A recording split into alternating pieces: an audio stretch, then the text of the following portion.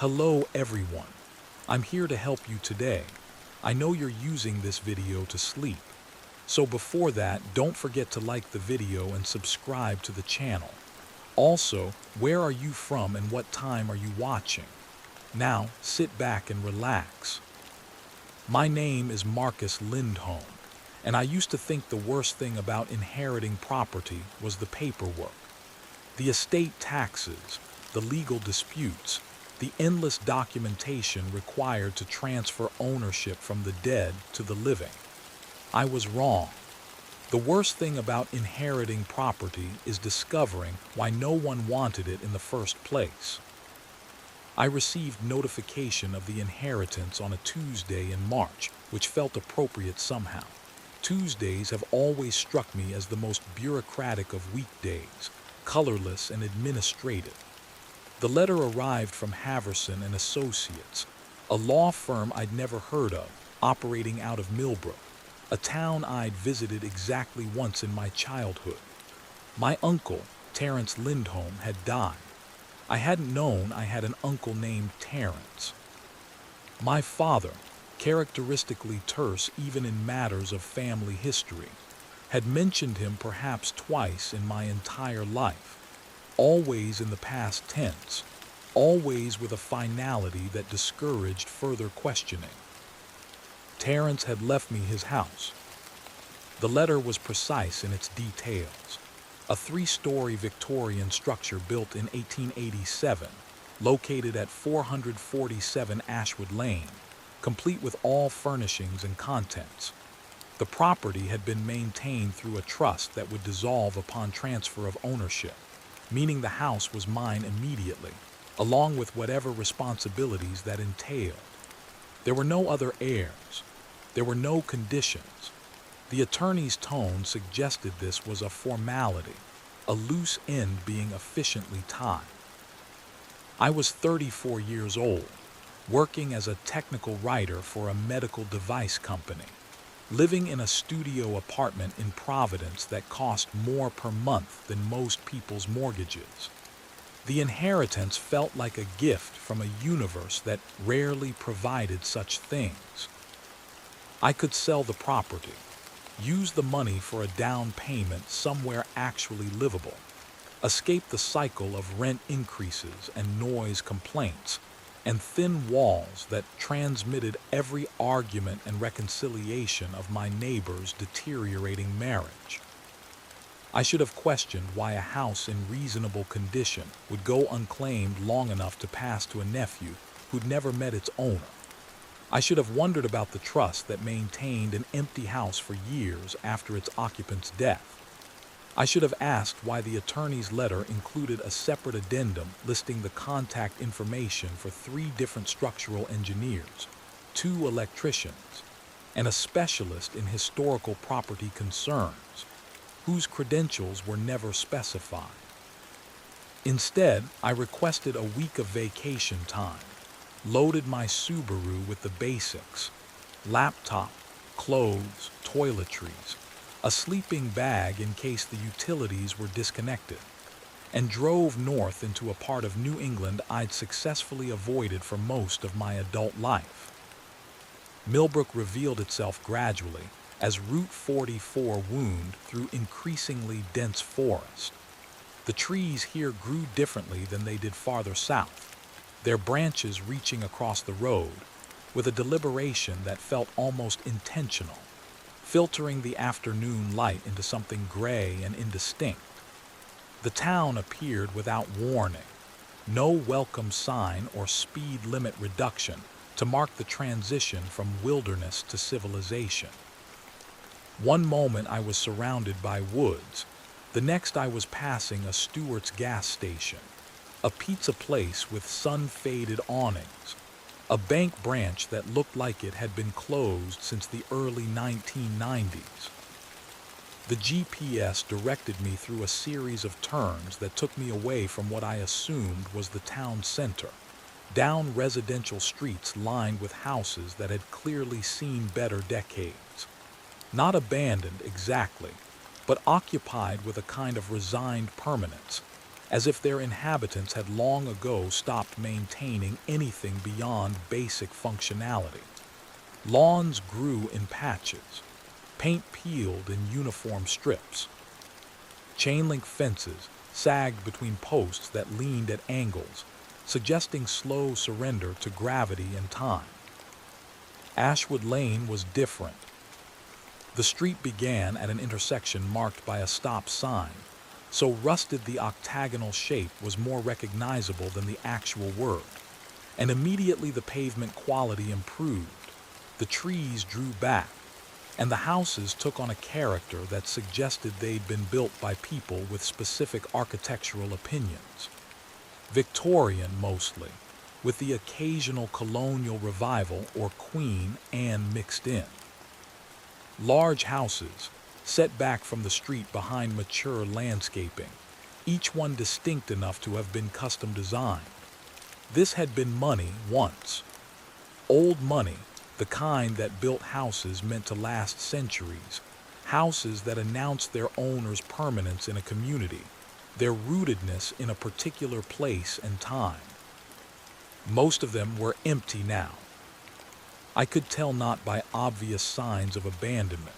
The lawns were maintained, the exteriors reasonably intact, but by the quality of stillness that surrounded them. Houses that are lived in have a particular energy, a sense of occupation that manifests in subtle ways. The position of curtains, the angle of blinds, the presence of cars that have moved recently enough to leave tire tracks in driveway gravel. These houses had none of that. They stood in perfect stasis, preserved but not inhabited, maintained but not occupied.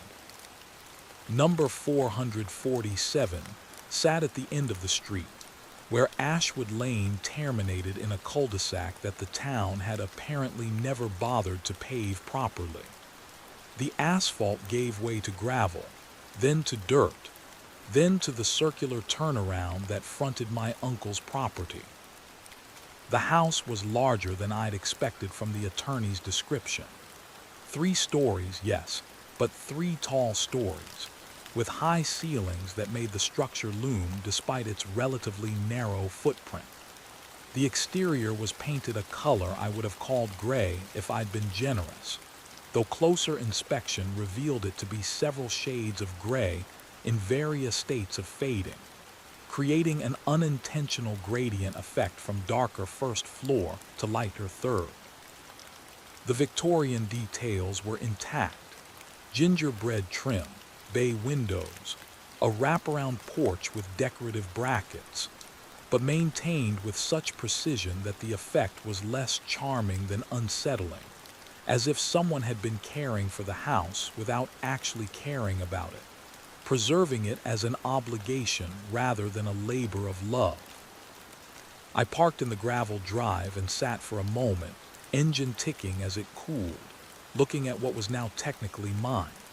A black walnut tree dominated the front yard, its branches bare this early in spring, its trunk thick enough to have been planted when the house was new. The lawn beneath it was immaculate, recently mowed in perfect diagonal stripes, which struck me as odd given that the property had been empty. The trust, I supposed. Someone paid to maintain appearances even in absence. The silence was notable, not the peaceful quiet of countryside, but something more absolute, as if sound itself had difficulty propagating here. No birds, no distant traffic, no wind moving through the trees despite the branches showing clear evidence of breeze in their gentle swaying. The disconnect between visual and auditory input created a mild disorientation that I attributed to travel fatigue and the general strangeness of the situation. I had keys. The attorney had mailed them along with the paperwork, 3 keys on a ring that looked older than I was, the metal worn smooth by decades of use. 1 for the front door, 1 for the back, 1 for something unspecified. They were labeled in careful handwriting on paper tags that had been sealed in plastic. the kind of organizational approach that suggested someone who thought deeply about systems and processes. The front door was solid oak, original to the house, with an oval of beveled glass set at eye level. I could see through it into a dim foyer, wallpaper in a pattern I couldn't quite make out, the edge of what might have been a staircase. The key slid into the lock with the smooth certainty of correct alignment, and the deadbolt turned with a sound like a breaking branch, sharp and final. The door swung inward, heavy on its hinges, and I stepped into my inheritance. The smell hit me first, not unpleasant exactly, but particular. Old paper and furniture polish and something else, something organic but not quite identifiable, like the scent of plants growing in insufficient light. The air was still in a way that suggested sealed windows and minimal circulation, but not stale exactly. Someone had been here recently enough to prevent that musty abandonment smell, though not recently enough to disturb the fundamental quality of stasis. The foyer was exactly as glimpsed through the door glass, dark wood wainscoting, wallpaper in a pattern of intertwined leaves and vines, a staircase rising along the right wall with a banister that curved in a gentle arc. An umbrella stand held 3 umbrellas, their fabric covers pristine.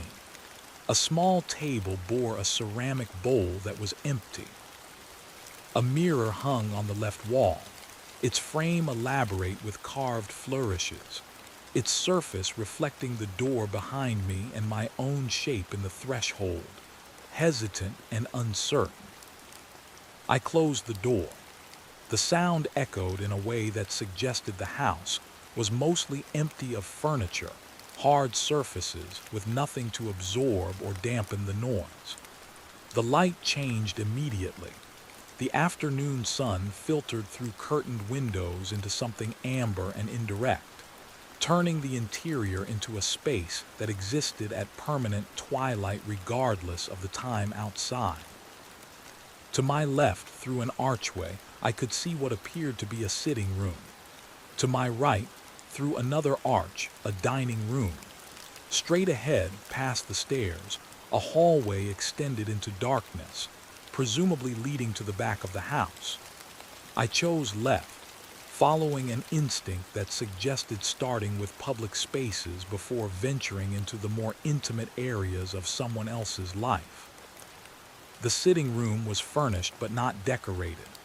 A sofa, 2 chairs, a coffee table, all in styles that suggested they'd been purchased decades ago and maintained with the same meticulous indifference as the exterior.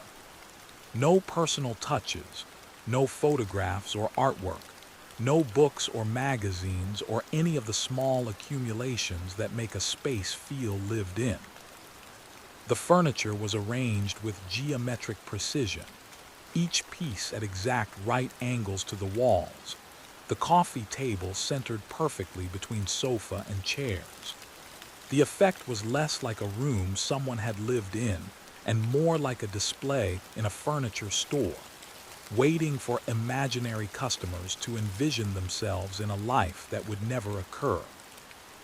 The windows looked out onto the side yard, where more perfect landscaping met the property line.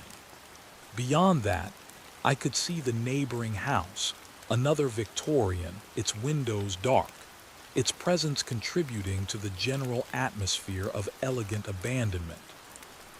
I crossed to the dining room. The table was large enough to seat 10, made of mahogany that had been maintained to a mirror shine. 10 chairs surrounded it, their upholstery a deep burgundy that matched the curtains.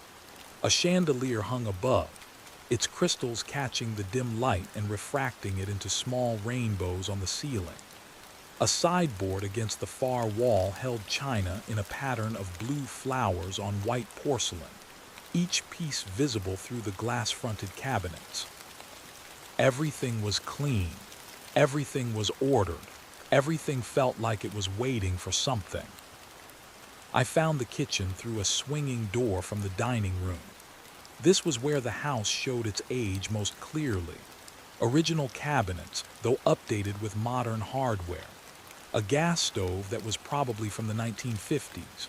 A refrigerator that hummed with the particular frequency of old appliances that have been running continuously for so long they've forgotten how to stop. Someone had left it plugged in, stocked with basic supplies. Milk, eggs, bread, butter. All of it fresh, purchased within the last day or two. A note on the counter in the same careful handwriting from the key tags. Basic provisions provided.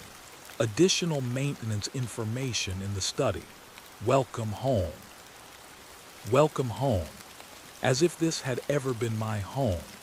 As if the house itself was extending an invitation to belong to a place I'd never chosen. The refrigerator's hum was the only sound in the entire house, a low vibration that I could feel in my teeth if I stood close enough. I opened cabinets, finding them stocked with dishes and glassware, pots and pans, everything clean and ready for use. The pantry held canned goods, dried pasta, rice, coffee. Someone had prepared for my arrival with the assumption I would stay, would need to eat, would settle into a routine of occupancy. A door led from the kitchen to the backyard. Through its window I could see a garden space, currently dormant but clearly maintained, with raised beds and a small greenhouse structure. Beyond that, a fence marked the property line, and beyond the fence, more empty houses, their windows reflecting the late afternoon light in ways that created the illusion of interior illumination, of lives being lived just out of view. I turned back to the interior, to the house that was mine but didn't feel like it could be anyone's, and began the process of exploration that would eventually teach me why my uncle had lived here alone, why he'd maintained it so meticulously, and why some properties pass through inheritance not as gifts, but as obligations that outlive everyone foolish enough to accept them. The ground floor revealed itself in a series of rooms that followed the standard Victorian layout. Public spaces in front, private spaces in back, service areas hidden behind doors designed to be unnoticed.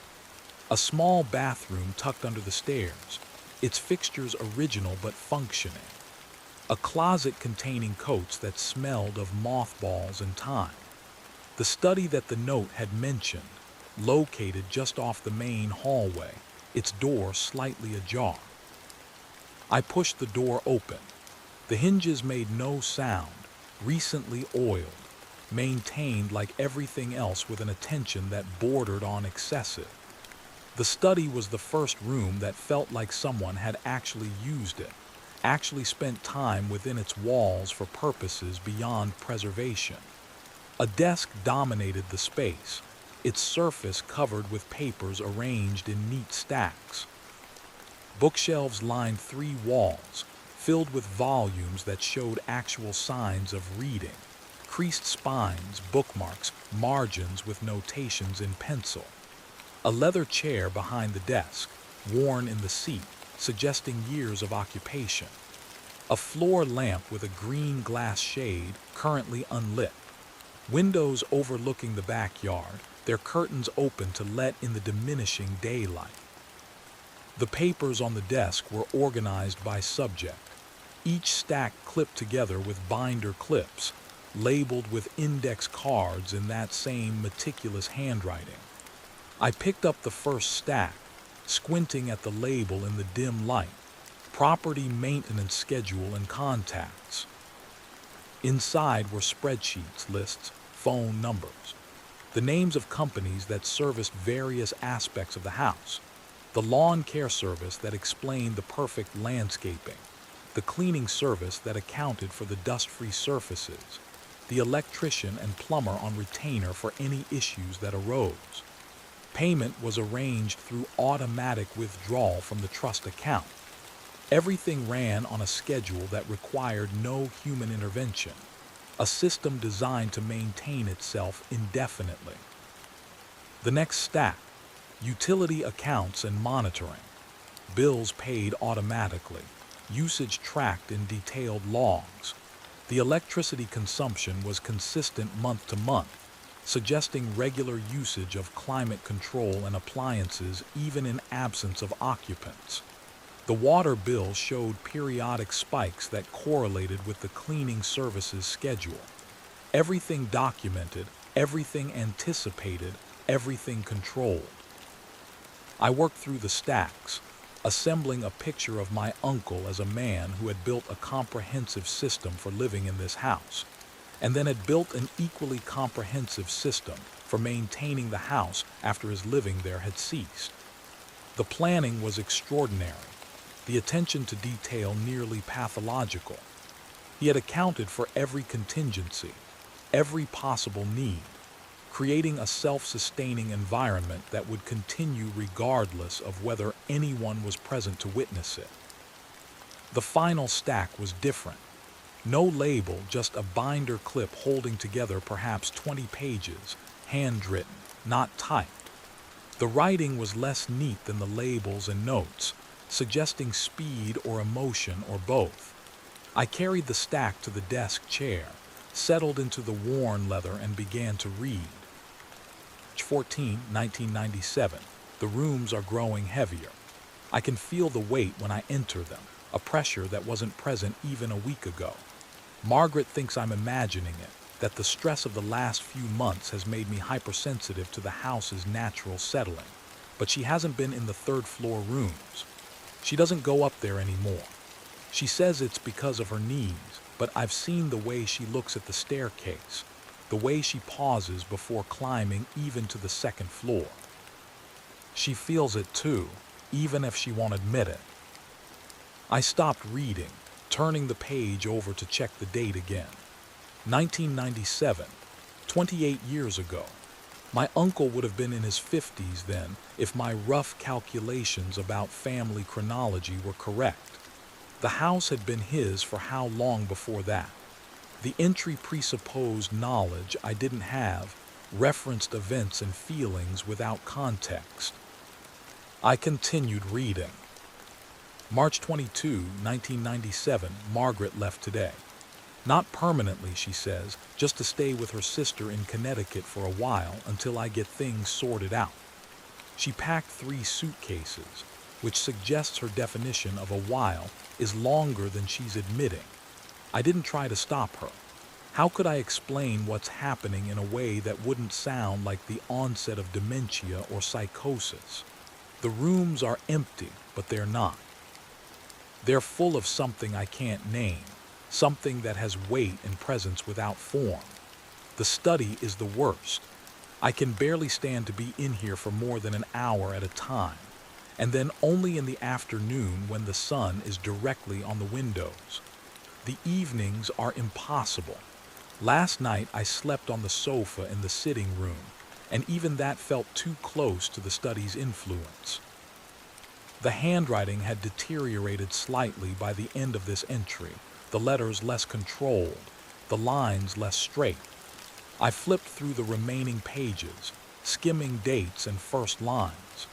The entries continued sporadically through 1997, then ceased. The last entry was dated November 3rd. November 3, 1997, I understand now. The house isn't haunted in the traditional sense. There's no ghost, no spirit of someone who died here. The rooms themselves are the presence. They accumulate something, residue of occupation, maybe, or the weight of all the time that passes within walls that never change while everything outside them does. The third floor is the oldest accumulation, the least disturbed by renovation or alteration, and therefore the heaviest. The study is heavy because I've spent so much time here, added so much of myself to whatever it's collecting. Margaret was right to leave. The house doesn't want to be lived in anymore. It wants to exist in its own time, uninterrupted by the present. I'm going to stay, but I'm going to stop adding to it. Minimal occupation. Let the rooms settle into their own weight without the complication of human presence. After that, nothing. No more entries, no explanation of what minimal occupation entailed or how long my uncle had continued living here. The trust had been established sometime after 1997. I could assume the automatic maintenance systems put in place to preserve the house without requiring him to actively care for it. Had he lived here until his death, or had he eventually left like Margaret, surrendering the property to its own desires? The attorney's letter hadn't specified where my uncle had died, I realized. Just that he had died, that the property was now mine, that all the systems were in place to transfer smoothly. The light in the study had dimmed considerably while I'd been reading, the afternoon giving way to early evening, and the room had taken on a quality that made the hair on my arms rise slightly. Not cold, exactly. The heating system was clearly functioning, but charged with something that my nervous system was interpreting as a warning. The weight my uncle had written about wasn't metaphorical. I understood with sudden clarity. It was experiential, a physical sensation that accumulated the longer one remained in the space, like atmospheric pressure building before a storm. I stood and the sensation lessened immediately. The weight was localized, strongest near the desk, diminishing toward the door. I tested it, walking slowly from the desk to the doorway and back. And yes, there it was, a gradient of pressure that made my movements feel heavier, more effortful, as if I were wading through something invisible but resistant. Minimal occupation. I was beginning to understand what that meant. I left the study, pulling the door closed behind me, and returned to the kitchen. The refrigerator's hum was comforting now, a mechanical sound that implied normalcy, systems functioning as designed. I made coffee using the supplies someone had left, standing at the counter while the machine gurgled and dripped, filling the kitchen with a smell that felt jarringly domestic against the house's pervasive strangeness. The clock above the stove read 6:47 p.m. Outside, the last of the daylight was fading, the backyard visible through the window as a series of darkening shapes. I hadn't checked the second floor yet, or the third. I hadn't explored the basement, which surely existed beneath a house this old. I had barely begun to understand what I'd inherited. The coffee finished brewing. I poured a cup, added milk from the refrigerator, and stood at the kitchen window watching the light die in the garden. Somewhere in the house, something settled with a sound like footsteps, and I reminded myself that old houses make noise, that temperature changes cause wood to expand and contract, that there are rational explanations for sounds in empty rooms. But the rooms weren't empty. That was the thing my uncle had understood, the thing he'd tried to document in his final writings. The rooms were full of their own existence, dense with accumulated time, heavy with the weight of all the moments that had occurred within them. And I was now the custodian of that weight, the inheritor of whatever obligation my uncle had discovered and accepted. I finished my coffee and turned on lights as I moved through the ground floor, flipping switches in each room, flooding the spaces with illumination that did nothing to diminish their essential quality of waiting. The house tolerated the light, I thought. It didn't welcome it or resist it. It simply continued existing in its state of careful preservation, maintained by systems that required no intention, sustained by money that replenished itself from accounts I now controlled. The sitting room, fully lit, looked exactly as it had in the dimness, furniture arranged with geometric precision, surfaces clean, air still. I stood in the doorway and tried to feel what my uncle had felt, the weight he'd written about, but either it wasn't present in this room or I wasn't yet attuned to perceive it. The space felt neutral, held in a state of readiness for occupation that would never come. The dining room was the same, clean, ordered, waiting.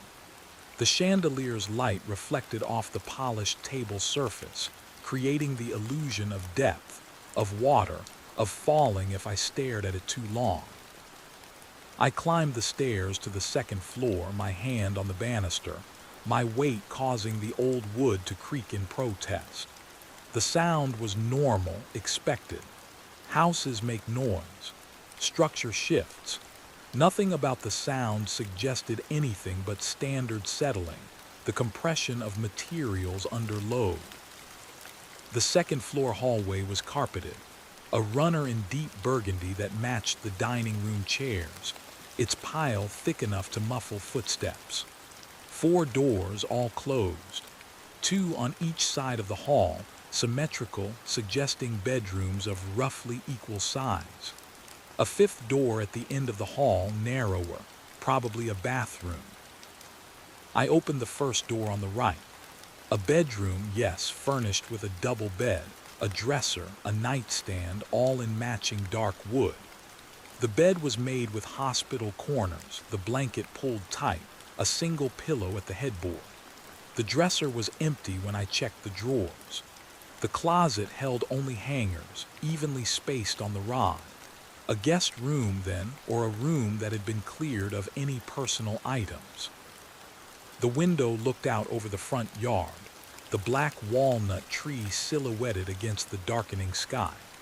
From this height, I could see down Ashwood Lane, the other houses standing in their own pools of stillness, some with lights visible in windows, most dark. The lit ones bothered me more than the dark ones, I realized. They suggested occupation, life continuing, people eating dinner and watching television, and doing all the normal things people do in houses, while somehow coexisting with whatever presence or weight or wrongness permeated this street. I closed the door and tried the room across the hall. Another bedroom, slightly larger with a queen bed and more furniture, a writing desk, a chair, built-in bookshelves that were empty except for a few leather-bound volumes that looked decorative rather than meant for reading. This room had an attached bathroom, small but functional, its fixtures old but clean.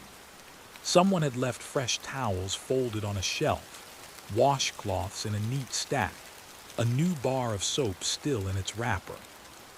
The maintenance service, I assumed, part of their routine, keeping the house ready for occupation that might never occur. I caught my reflection in the bathroom mirror and barely recognized myself. The drive, the strangeness, the accumulating details of my uncle's careful madness.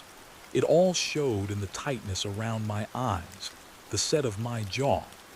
I looked like someone bracing for impact, muscles tensed against a threat I couldn't quite identify. The third bedroom was smaller, clearly intended as a child's room based on the built-in window seat and the slightly lower closet rod. It was as impersonal as the others, all evidence of childhood removed or never present. The window looked out at the side yard, the neighboring house, more empty darkness punctuated by the occasional lit window. The fourth door opened onto a room that stopped me in the threshold. This had been my uncle's bedroom, clearly. Not because it contained more personal items, it didn't, but because it contained evidence of recent occupation. The bed was unmade, sheets tangled, pillows showing the impression of a head. A book lay on the nightstand, a bookmark visible between pages, a pair of reading glasses beside it. A watch on a stand, its hand stopped at 3:17. This was wrong. The attorney had said my uncle was dead, but how recently? The bed looked like someone had gotten out of it this morning, like the occupant had simply stepped away and might return at any moment. The book was a history of New England architecture, dense and academic. The bookmark was placed about 3/4 through, suggesting active reading rather than abandonment. I stepped into the room and the sensation hit me immediately. The weight, the pressure, the thickness in the air that my uncle had described in his journal, present here in the same way it had been present in the study, but different in character. The study's weight had felt intellectual, concentrated, the density of thoughts and decisions accumulated over years. This room's weight felt more intimate, more personal, the compression of a life's private moments, sleep and waking, dressing and undressing, the small vulnerabilities that occur only in spaces we believe are truly ours. I backed out of the room, pulling the door closed, my heart rate elevated in a way that felt disproportionate to what I'd actually experienced. Nothing had happened. I'd walked into a room that felt strange. Old houses feel strange. Rooms that haven't been lived in for a while accumulate a particular atmosphere. There was no reason for the adrenaline currently sharpening my awareness, no justification for the flight response starting to engage. The bathroom at the end of the hall was utilitarian, nothing remarkable. I used it, washed my hands, and stood for a moment staring at my reflection again. Normal. Everything was normal. I was tired from driving, unsettled by the strangeness of inheriting property from a relative I'd never met, projecting meaning onto ordinary atmospheric conditions because I'd read journal entries written by a man who'd been, at minimum, experiencing some kind of psychological episode. The third floor. The stairs to the third floor were narrower than the main staircase, suggesting this had originally been servants' quarters or attic space later converted to living area. The steps were uncarpeted, bare wood that showed its age in wear patterns and occasional gaps between boards. No light switch at the bottom, which meant I'd be climbing into darkness unless there was a light at the top. I climbed. The stairs creaked under my weight, each step announcing my presence, and the sound seemed to be absorbed immediately by the darkness above rather than echoing down. Halfway up, I could feel the temperature change, cooler air flowing down from the third floor, and with it a smell I couldn't quite place. Dust and old fabric and something else, something organic and patient. At the top of the stairs, my hand found a light switch. I flipped it, and a bare bulb hanging from the ceiling flickered on, illuminating a narrow hallway with two doors, one on each side. The walls up here were plain plaster, unpainted, showing cracks that followed the lath beneath. The floor was wide-board pine, gaps between the planks visible, suggesting this level had never been finished to the same standard as the floors below. The weight was immediate and unmistakable, not gradual like in the study, not intimate like in the bedroom, but present as soon as I'd reached the top of the stairs, pressing down on my shoulders, making each breath require slightly more effort than it should. My uncle had been right. The third floor was different. The third floor was where whatever was happening in this house was most concentrated, most undeniable. I approached the first door, my hand on the knob, and felt the metal cold enough to make my palm ache. The door opened inward, revealing a room that was almost entirely empty. No furniture, no decoration, just bare walls and floor and a single window that looked out over the backyard. The glass was old, wavy, distorting the view into something dreamlike and imprecise. But the room wasn't empty in the way the ground floor rooms had been empty. Those rooms were empty of people, empty of personal items, but full of furniture and potential. This room was empty in a more absolute way, as if something had been removed from it, leaving behind a vacuum that was trying to fill itself with whatever it could draw in. I stood in the doorway, unwilling to enter fully, and felt the pull. That was the only word for it. Pull. Suction. the room's emptiness exerting force, trying to populate itself with presence, with weight, with the substance of occupation. My uncle had felt this, I was certain. Had stood in this doorway or others like it, had recognized that the house's rooms weren't just spaces defined by walls and ceilings, but were entities of a kind, conscious of their own emptiness, seeking to fill themselves. I closed the door. The weight diminished slightly but didn't disappear.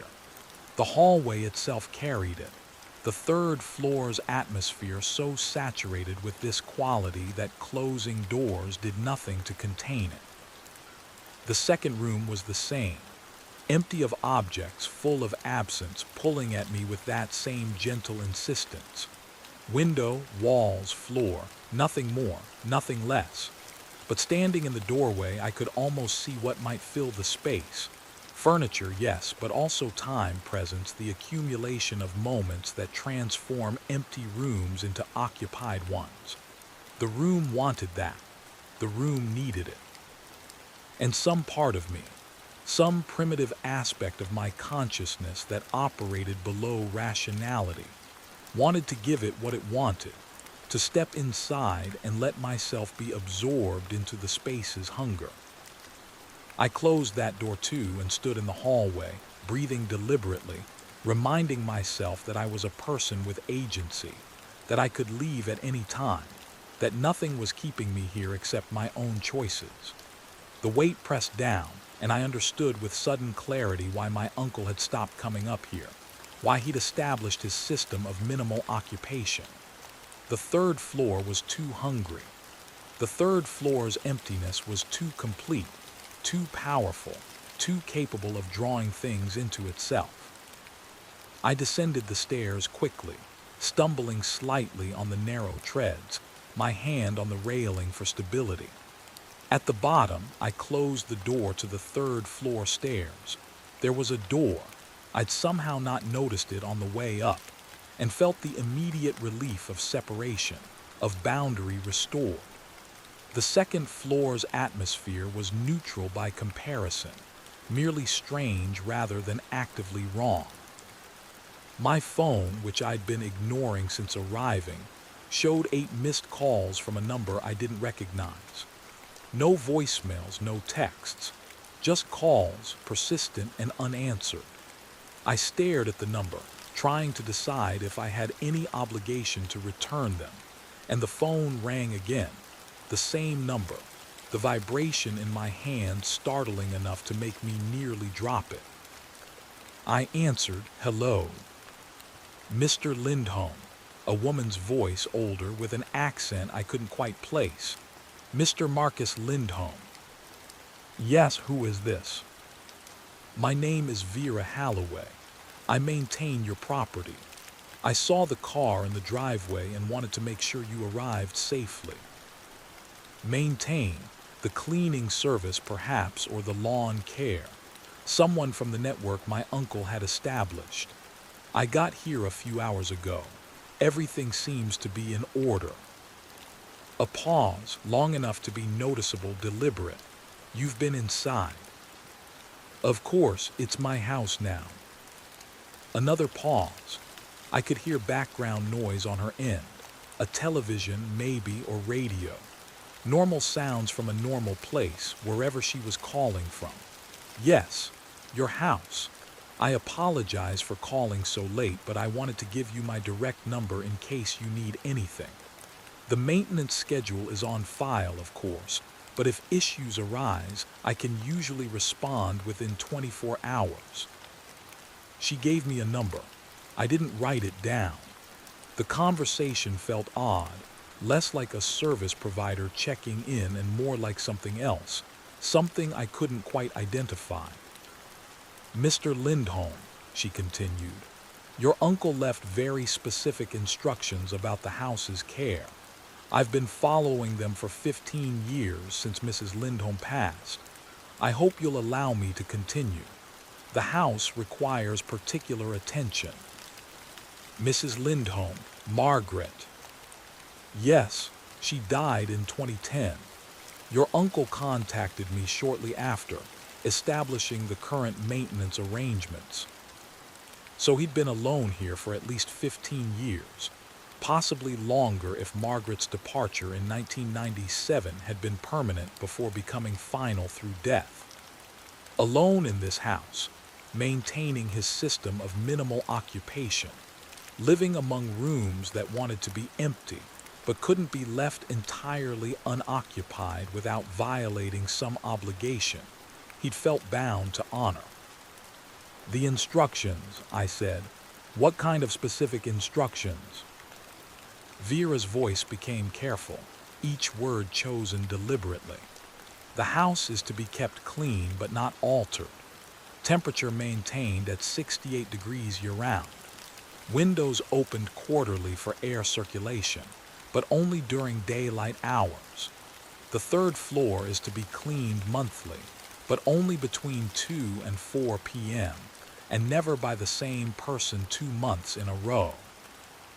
I was quiet, processing this.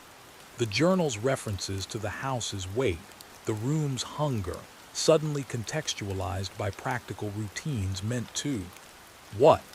Maintain balance, prevent accumulation, keep the house satisfied enough to remain merely strange rather than becoming dangerous. "Mr. Lindholm, are you still there? Why those specific rules? Why only certain hours? Why different people?" "Your uncle believed the house responds to patterns. Too much consistency in presence, and the rooms begin to recognize the person, begin to orient themselves around that presence. He thought variation in occupation prevented this." "Prevented what exactly?" She was quiet for so long I thought the call had dropped. "Then, prevented the rooms from forming attachments, from developing expectations, from becoming too aware of who was caring for them." The phrasing was precise enough to be disturbing. Not becoming too familiar with, but becoming too aware of. As if the rooms had consciousness, capacity for recognition, ability to distinguish between different sources of presence.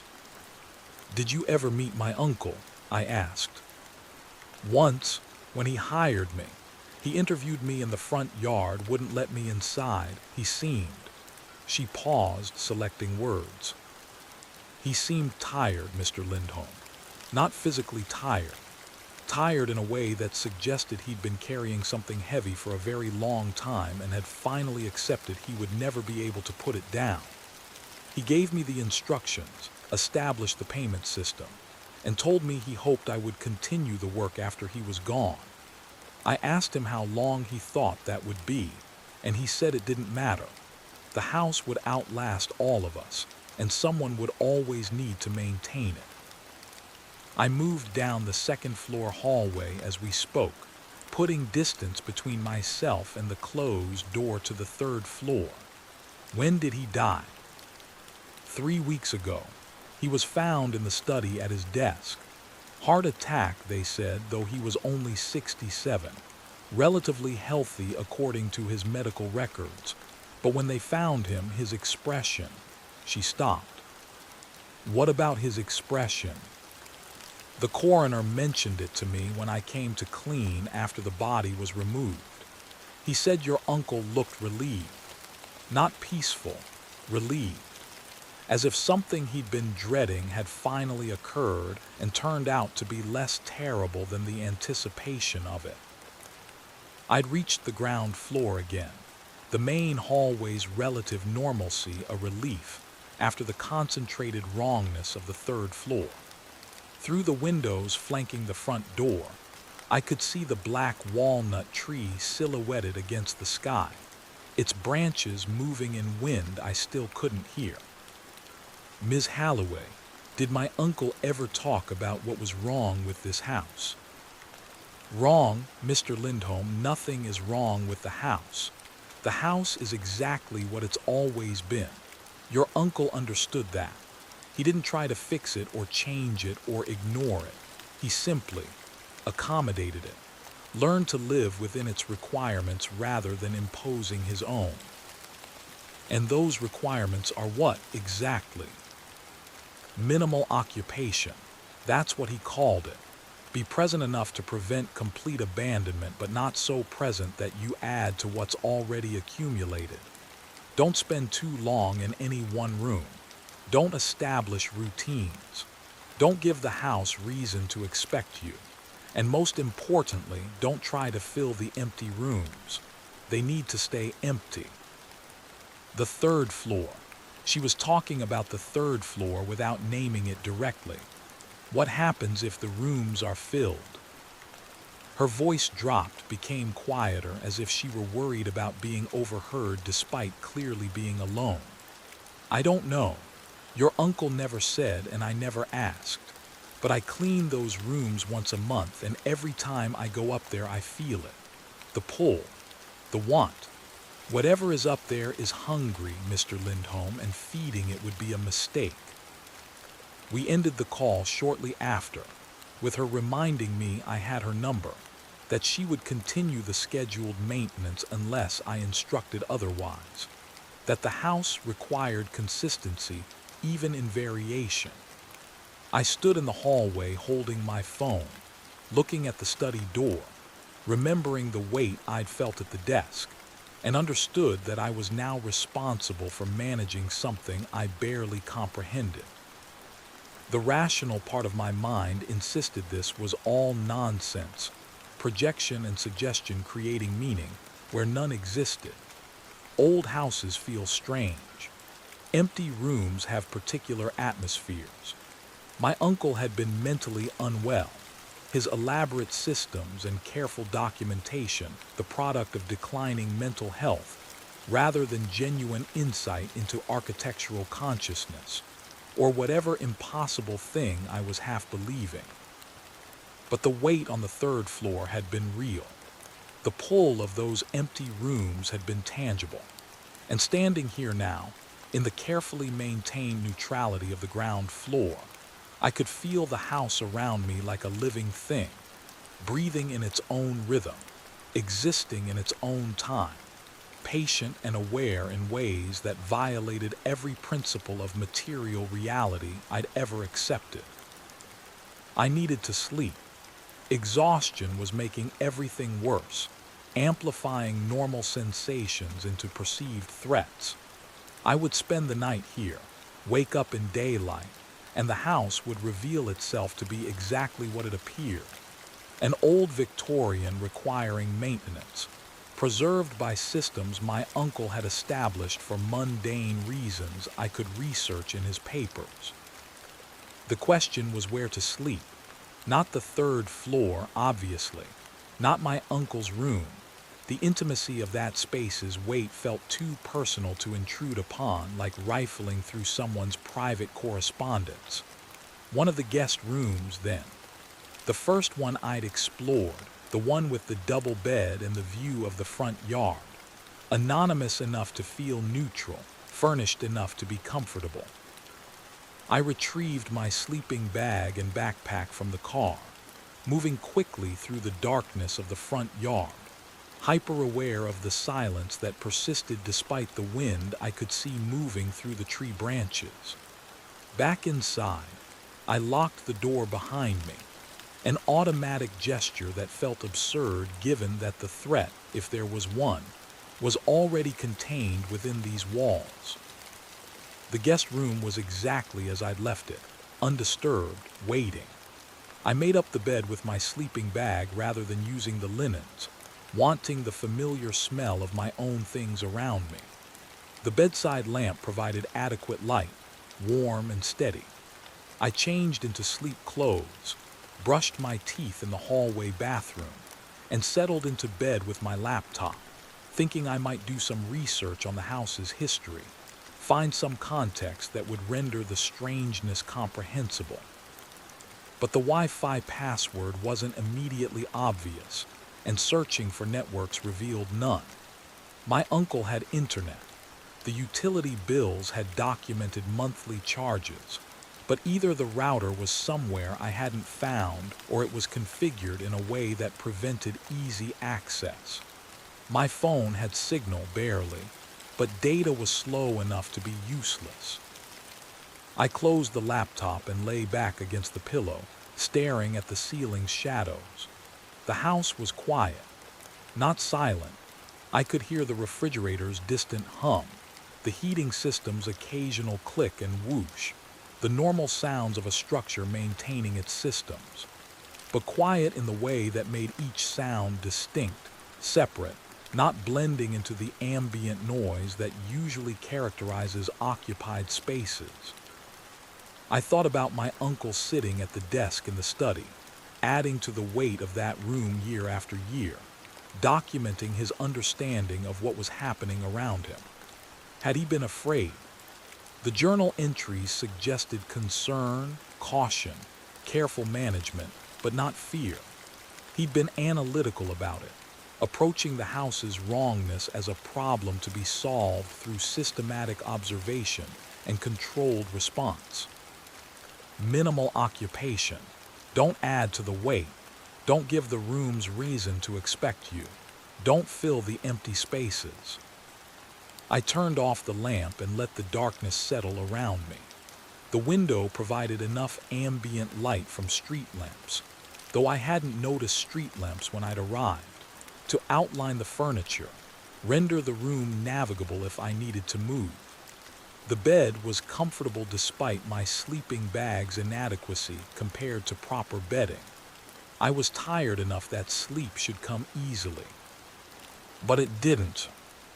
I lay awake listening to the house, tracking each sound, trying to identify its source and meaning. The heating system cycled on and off with regular periodicity. The refrigerator hummed continuously. Water moved through pipes occasionally, suggesting the system was pressurized and active even in absence of use. Normal sounds, expected sounds, nothing that should prevent sleep or suggest anything beyond ordinary mechanical function. Except there was something else. Beneath the mechanical sounds, underneath the identifiable noises of systems and structure, a different quality of sound. Not sound exactly, more like the space where sound should be but wasn't. Silence that had texture, weight, presence. The same quality I'd felt on the third floor, the pull of emptiness trying to fill itself, but here it was audible rather than tactile, a pressure against my eardrums that created the perception of hearing without any actual sound occurring. I sat up, reaching for the lamp, flooding the room with light that did nothing to change the sensation. The silence persisted, pressing in from all sides, and I understood with sudden clarity that this was what my uncle had been documenting. Not ghosts or supernatural phenomena in the traditional sense, but this. The awareness that empty spaces aren't actually empty, that rooms accumulate something through their existence, that houses develop consciousness of a kind through the sheer duration of their standing. The house knew I was here. It was oriented toward my presence, aware of me in the same way I was aware of it. And that awareness created feedback, a loop of recognition that intensified the longer I remained still, the more I concentrated on perceiving what was perceiving me. I got out of bed and left the room, pulling the door closed behind me. The hallway's atmosphere was different, less concentrated, more diffuse. I walked through it toward the stairs, descending to the ground floor, seeking the kitchen's mechanical sounds and practical purpose. The refrigerator's hum was grounding, mundane, a reminder that not everything in the house operated on impossible principles. I made coffee despite the hour, needing the routine of preparation, the smell of brewing grounds, the warmth of the cup in my hands. 2:17 a.m. according to the stove clock. The night was half over, dawn still hours away, and I was standing in a kitchen that belonged to me, drinking coffee I'd made myself, trying to convince my nervous system that nothing about this situation warranted the sustained alarm response currently flooding my bloodstream with cortisol. The journal was still in the study. I'd left it on the desk when the weight had become too much, when I'd needed to retreat to less concentrated spaces. But now, sleepless and seeking understanding, I wanted to read the rest of it, find out if my uncle had discovered anything beyond the basic understanding that the house was strange and required careful management. The study door was closed. I didn't remember closing it, but maybe I had, some automatic gesture of containment. I opened it, and the weight was immediate but different than before.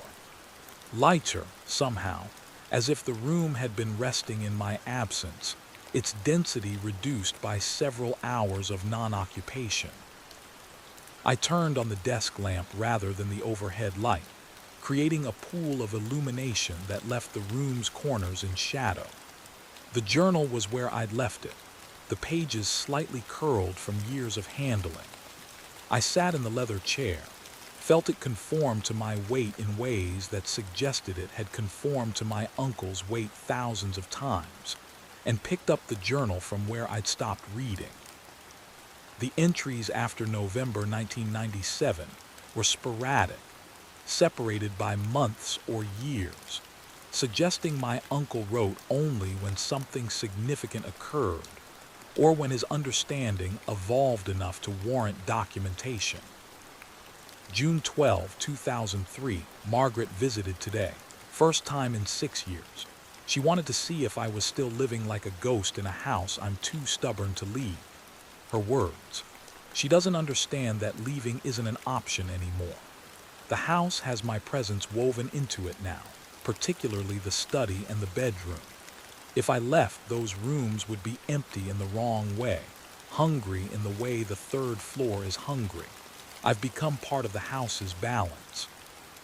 My minimal occupation is what keeps it stable. She thinks I'm crazy. Maybe I am. But crazy or not, I know what I feel when I climb those stairs, what I sense in those empty rooms.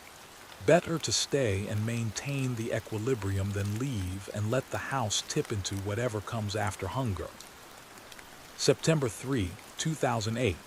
The Ashwood Lane properties have a history I only recently discovered. County records show unusual patterns, frequent turnovers, owners who stay less than 5 years, deaths that cluster in ways that suggest more than coincidence. The houses were built by the same developer between 1885 and 1892, all commissioned by the same architectural firm, all constructed using materials sourced from the same quarries and mills. 7 houses total. 4 are currently empty, have been for decades. 2 others have live-in caretakers who rotate on 6-month cycles.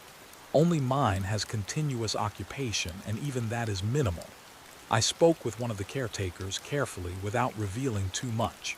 She said the houses don't like being left completely alone, but they don't like being too occupied either. She's been doing this work for 12 years, has seen 3 previous caretakers. All of them left suddenly, without explanation. She thinks she'll last 2 more years at most. After that, the house will have accumulated too much of her presence, and she'll need to leave before it starts expecting her. I paused, reading that passage again. 7 houses, all built by the same developer, all exhibiting the same wrongness. This wasn't isolated to my uncle's property. It was endemic to the entire street. The empty houses I'd noticed, the dark windows, the perfect maintenance despite obvious abandonment. All of it was part of a pattern, a system of managed occupation designed to keep something in equilibrium. The journal continued. March 18, 2011, Margaret died last week. Stroke, sudden, no warning. I wasn't with her. We'd been apart more than together for the last 14 years, but the marriage never formally ended. She was still my wife legally, still the person who knew me before the house taught me what knowing actually means. I should feel more than I do. I should grieve in ways that justify 32 years of partnership. But the house has taken so much of my capacity for normal human emotion, replaced it with awareness of things that matter more than individual deaths. Margaret escaped. She left before the house could claim her the way it's claimed me. I should be grateful for that, at least. The handwriting had become shakier by this entry, the letters less controlled, suggesting age or illness or both. I flipped through the remaining pages, finding fewer and fewer entries, longer gaps between them. November 7, 2019. I'm going to die in this house. I've known it for years, but lately the certainty has become more immediate. The study has my entire life concentrated in it now. 28 years of sitting at this desk, working, thinking, existing in this particular space. When I die, this room will be the heaviest in the house, heavier even than the third floor. Whoever inherits this property will need to understand that. The study can't be occupied after I'm gone. It needs to settle, to process what it's absorbed, to find equilibrium in my absence. I've put instructions in the trust documents, specified that the house should pass to family if possible, someone who shares my blood and might therefore be more resistant to the worst effects. The caretaker understands. She'll maintain the systems, keep the balance, until someone comes who can take over the obligation. The final entry was dated 3 months before his death. January 2, 2025. I saw my nephew's name in the genealogy records I've been compiling. Marcus, son of my brother David, who cut ties with the family 20 years ago over some dispute I never understood. Marcus would be mid-30s now, old enough to understand what he's inheriting, young enough to adapt to the house's requirements. I'm making arrangements to ensure the property passes to him. He'll think it's a gift. He won't understand until he's spent time here that it's actually a burden, an obligation, a job that no one would accept if they knew what it entailed. But by then he'll be here, and the house will have started learning him, and leaving will be harder than staying. I'm sorry, Marcus, but someone has to do this work, and blood matters in ways I don't fully understand but have learned to respect. The house responds differently to family. It's gentler with us, more patient. You'll need that patience. You'll need every advantage I can give you. I closed the journal and sat in the growing silence, understanding now what I'd inherited. Not just a house, not just property with monetary value and architectural interest, but a job, a responsibility, an obligation to maintain equilibrium in a place that violated every principle of material reality I'd ever accepted. My uncle had trapped me, deliberately, carefully, with full knowledge of what he was doing. The trust, the maintenance systems, the careful documentation, all of it designed to transfer not just the house, but the burden of managing what the house had become. And the worst part, the thing that made anger impossible despite the manipulation, was that I understood why. If the house was left completely empty, if the systems of minimal occupation were abandoned, what would happen? Would the hungry rooms on the third floor spread their hunger to the rest of the structure? Would the weight my uncle had accumulated in the study disperse through the house, making every space as oppressive as those empty rooms upstairs?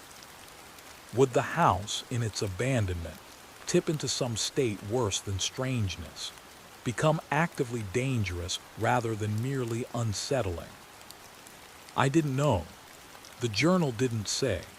But the question itself was enough to make me hesitate about leaving, about selling, about walking away from an inheritance I'd never asked for. The weight in the study had increased while I'd been reading, I realized. Slowly, gradually, but definitely heavier than when I'd first sat down.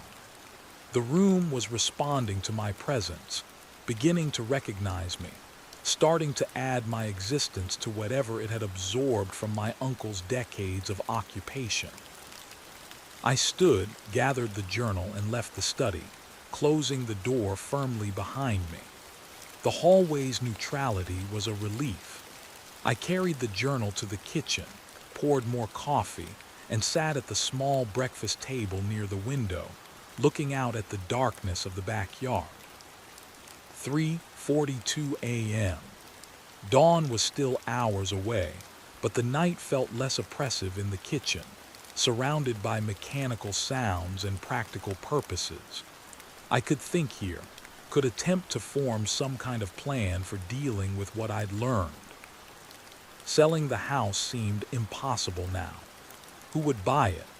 Who would understand what they were purchasing? The maintenance systems would continue through the trust, but without someone living here, without that minimal occupation, the house would deteriorate in ways that had nothing to do with physical structure and everything to do with the accumulated wrongness seeking expression. But staying also seemed impossible. I had a job in Providence, a life I'd spent 34 years building, an apartment that was overpriced but mine. The idea of abandoning all of that to become a caretaker for a house that operated on principles I didn't understand and couldn't control felt absurd, sacrificial in ways that no one had the right to ask.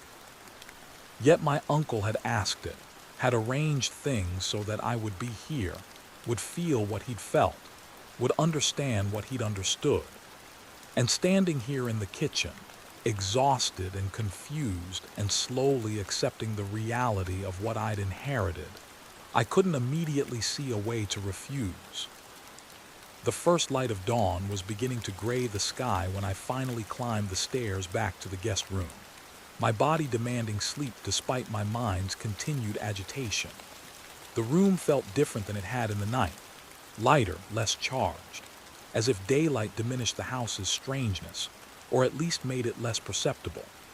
I crawled into my sleeping bag and let exhaustion pull me under, into dreams that were mercifully empty of houses and weight, and the hunger of spaces that wanted to be filled.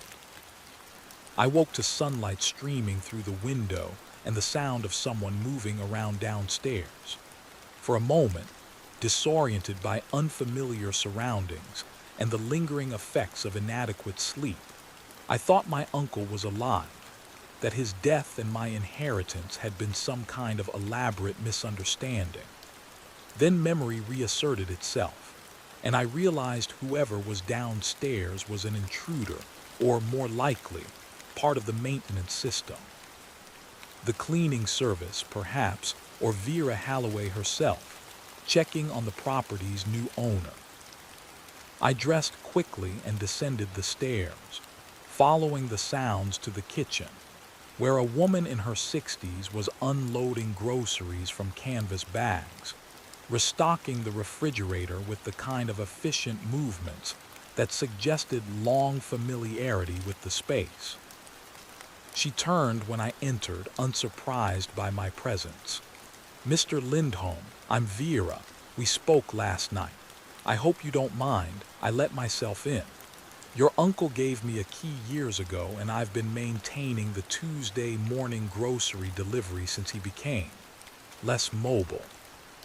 She was tall, angular, with gray hair pulled back in a practical bun, and eyes that assessed me with the same efficiency she'd applied to the groceries. She wore jeans and a fleece jacket, work clothes chosen for function rather than appearance. "That's fine," I said, though I wasn't sure it was. The idea of people having keys, entering the house on schedules I didn't control, felt invasive despite being exactly what the maintenance system required. "Thank you for continuing. I'm still trying to understand how everything works." "Of course, it's a lot to take in."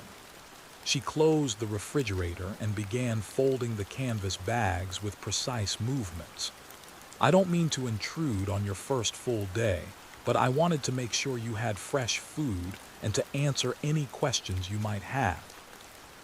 You said you've been maintaining the house for 15 years. "Yes, Since Mrs. Lindholm passed, your uncle was very specific about how things should be done. I assume you found his documentation. The journal, yes, and the maintenance schedules in the study. She nodded, her expression suggesting she knew exactly what the journal contained, what understanding it had given me. Then you know what you're dealing with. The house has particular needs. Your uncle spent his life learning how to meet them without. She paused, selecting words carefully. Without feeding them too much. I poured coffee from the pot I'd made hours ago, found it still warm. The coffee maker must have an automatic warming feature. He wrote that the house responds differently to family. That blood matters. It does. I've been cleaning here for 15 years and the house barely knows I exist. It tolerates me the same way it tolerates the lawn service and the electrician and everyone else who passes through on schedules designed to prevent recognition. But you're different. You're his nephew. The house will learn you faster, respond to you more strongly. That's why he wanted you here. Family can maintain the balance in ways outsiders can't. Because we're more resistant to the effects.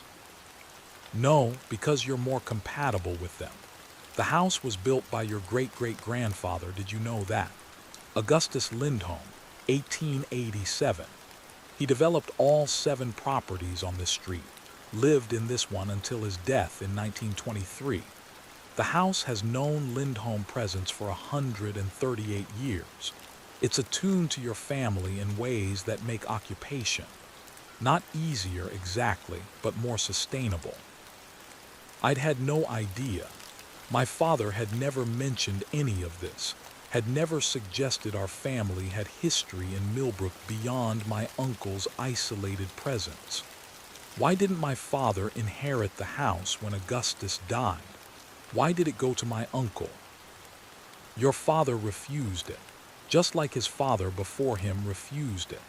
The house passes to whoever is willing to accept it, and that's usually the youngest son, the one who hasn't yet established life elsewhere, who can be convinced that the obligation is manageable.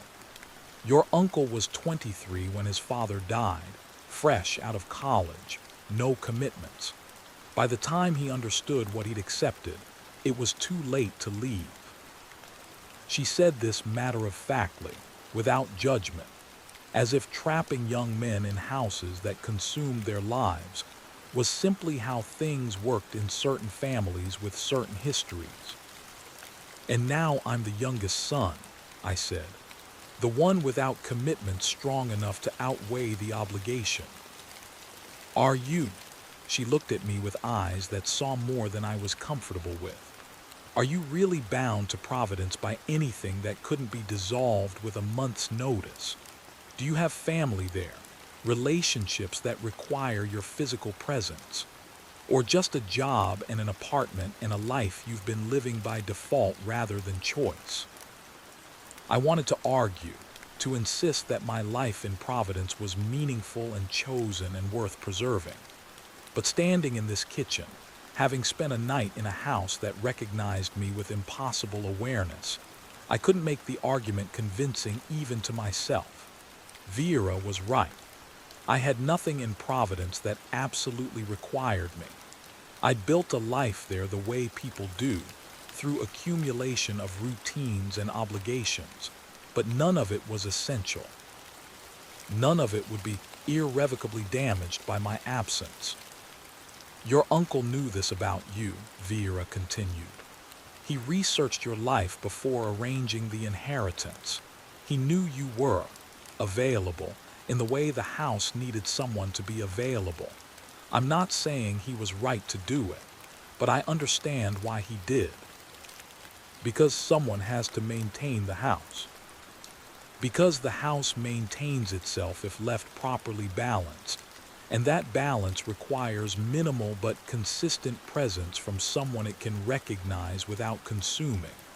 Your uncle provided that for 44 years. Now it's your turn. The casual way she said this, as if the next 44 years of my life had just been decided by architectural necessity and family obligation, should have made me angry, should have triggered some kind of resistance, some assertion of autonomy and choice. But instead, I felt something closer to resignation, a recognition that I'd been moving toward this moment for my entire life without knowing it, that all my choices up to now had been made with this inevitable conclusion waiting at the end. What if I refuse? I asked. What if I sell the house, let someone else deal with it? Vera's expression suggested I already knew the answer. The house won't accept a buyer who isn't family. Your uncle tried to sell twice in the 1990s after Margaret left. Both deals fell through, both buyers backing out at the last moment with vague explanations about feeling wrong about the property. The house protects itself. It wants family occupation, and it has ways of ensuring that's what it gets. That's impossible. Yes, like most things about this house. She finished folding the bags and tucked them into a drawer beneath the sink. I need to clean the 3rd floor today. It's the 3rd Tuesday of the month. Would you prefer I do it while you're here, or should I come back this afternoon when you're out? The question felt loaded somehow, a test of my willingness to engage with the house's wrongness or my desire to avoid it. I'll be here, I said. I want to understand how the cleaning works, what the routine involves. She nodded, approving. Good. Your uncle avoided watching for years, but toward the end he made himself observed. He said understanding the process helped him accept the necessity of it. We'll start at 2 p.m. The rooms are easier at that time. Morning is too early, evening too late. Mid-afternoon is when they're most dormant. Dormant, as if the empty rooms had circadian rhythms, cycles of waking and sleeping that dictated when they could be safely approached. I wanted to reject this language, this anthropomorphization of architectural space, but I'd felt the pull myself, had experienced the hunger of those rooms. Dormant was as good a word as any for whatever state of reduced intensity allowed people to enter without being overwhelmed. Vera left shortly after, promising to return at 2 with her cleaning supplies. I spent the intervening hours exploring the house more thoroughly in daylight, trying to understand through systematic observation what my uncle had documented in his journal. The ground floor in daylight was unremarkable. The rooms were as I'd seen them the night before, clean, ordered, furnished, but impersonal, but without the atmospheric weight that had made everything feel charged with wrongness. Sunlight through the windows rendered the spaces ordinary, explained them through natural principles of architecture and light. The sitting room was just a sitting room. The dining room was just a dining room. Even the study, which I'd been avoiding, felt manageable in daylight, its weight present but not overwhelming. I sat at the desk and worked through my uncle's papers more thoroughly, finding documentation that extended back decades. Maintenance schedules, yes, but also research. My uncle had spent years investigating the house's history, the street's history, the developer's history. Augustus Lindholm had commissioned a specific architect, a man named Silas Marrow, who designed all 7 Ashwood Lane properties according to principles he claimed were based on natural law and sympathetic resonance. The phrase meant nothing to me, but my uncle had highlighted it in several documents, had clearly considered it significant. Marrow's architectural theory, as best I could understand from the fragmentary sources my uncle had collected, involved creating structures that were somehow in harmony with their environments, that responded to and reflected the energies of their locations. This had apparently involved specific orientations, particular materials, certain proportions and measurements that Marrow believed allowed buildings to achieve a kind of consciousness. The houses were designed to be aware. That was the conclusion my uncle had reached after years of research. Silas Marrow had deliberately created structures that could perceive their own existence, that accumulated presence and developed something approaching sentience through the sheer duration of their standing.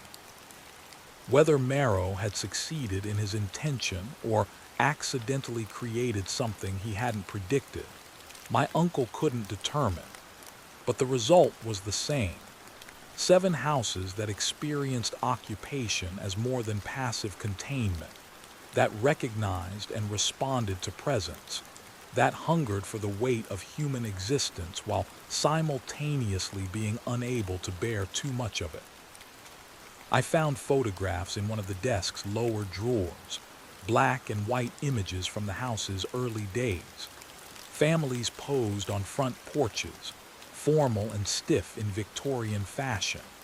Augustus Lindholm with his wife and 4 children, standing before the house that would eventually consume so much of his descendants' lives. The children were young in the photo, the youngest a boy of perhaps 5 or 6. That would be my great-grandfather, I realized. The one who'd refused the house, who'd understood early what accepting it would mean. More photos showed the street in various stages of development, the houses appearing one by one over 7 years of construction. The final photo was dated 1892 and showed all 7 houses complete, occupied, their families gathered in the street for some kind of celebration or dedication. Silas Marrow stood among them, a tall man with severe features and eyes that stared directly at the camera with unsettling intensity. On the back of this photo in faded ink, someone had written, "Completion of Ashwood Lane. May these houses shelter their families in harmony and peace. SM." But they hadn't sheltered anyone in harmony and peace. They'd consumed their occupants slowly, teaching them through experience that the houses were more than shelter, that living here required submission to principles that violated every normal understanding of how buildings and people should relate. My uncle had documented the fates of the other original families. 3 had died out completely, their houses now empty and maintained by rotating caretakers. 2 others had established systems similar to my uncle's, minimal occupation by descendants who'd accepted the obligation. The remaining 2 families had simply disappeared from the records. No deaths documented, no transfers of ownership, just absence where presence should have been. The houses had taken them, my uncle theorized in his notes. Not killed them. The houses weren't malevolent, but absorbed them somehow, drawn them so completely into the architectural consciousness that they'd cease to exist as separate entities. It sounded insane, the theory of a man who'd spent too long in isolation, too many years trying to rationalize what was fundamentally irrational. But I'd felt the pull of those third-floor rooms. I'd experienced the weight of the study, the way it pressed down with accumulated presence, and I couldn't entirely dismiss the possibility that my uncle was right. That complete absorption was what awaited anyone who failed to maintain the careful balance between presence and absence. At 1:45 p.m., I heard Vera's key in the front door. I met her in the foyer, where she was organizing her supplies, cleaning products, microfiber cloths, a vacuum cleaner with a deliberately short cord that would limit how long she could stay in any one room. "Ready?" she asked, and I nodded, following her up the stairs to the 2nd floor, then up the narrower stairs to the 3rd. The wait was immediate as we reached the top, even in the afternoon dormancy Vera had mentioned. Not as intense as it had been the night before, but present, undeniable, pressing down with patient insistence. Vera opened the first door and entered without hesitation, moving through the empty room with practiced efficiency. She dusted surfaces that already looked clean, wiped windows that showed no smudges, ran the vacuum over floors that held no visible dirt. The process took exactly 15 minutes, timed by the watch she wore, and then she was out, pulling the door closed behind her. "Why dust a room that's already clean?" I asked. Maintenance isn't about removing dirt. It's about providing presence, reminding the house that these rooms are still cared for even though they're empty. The physical cleaning is secondary to the attention, the acknowledgement that the rooms exist and matter. Without that regular reminder, they become too isolated, too hungry. She moved to the second room and repeated the process. Same efficiency, same timing, same careful attention to surfaces that appeared not to need it. But watching her work, I understood what she was doing. The cleaning was ritual, a performance of care that the house could recognize without interpreting as invitation. Vera wasn't occupying the rooms. She was acknowledging them, keeping them aware that they were still part of the house's totality rather than abandoned spaces forgotten on the third floor. When she finished, we descended the stairs together, and I felt the weight lift as we moved away from those hungry emptinesses. On the second floor, the atmosphere was neutral by comparison, almost comfortable. "Your uncle watched this routine for the last 5 years of his life," Vera said as we reached the ground floor. "He said it helped him understand what he was doing wrong earlier. He'd been avoiding the third floor completely, and that made the rooms more desperate. Once he established the monthly cleaning, the intensity decreased. The rooms were still hungry, but less urgently so. So acknowledging them diminishes their need. It manages their need. Nothing diminishes it. The rooms will always want to be filled, always pull at anyone who stands in their doorways. But consistent acknowledgement without fulfillment keeps them stable, prevents them from becoming truly dangerous." She left after that, promising to return the following Tuesday for her regular ground floor cleaning. I spent the remainder of the afternoon working through more of my uncle's papers, finding letters to and from Silas Merrill's descendants, attempting to understand the architect's intentions. But Merrill's family had long ago distanced themselves from his architectural theories, had dismissed him as brilliant but mentally unstable, a man whose buildings achieved their notoriety not through design excellence, but through the strange effects they seemed to produce in their occupants.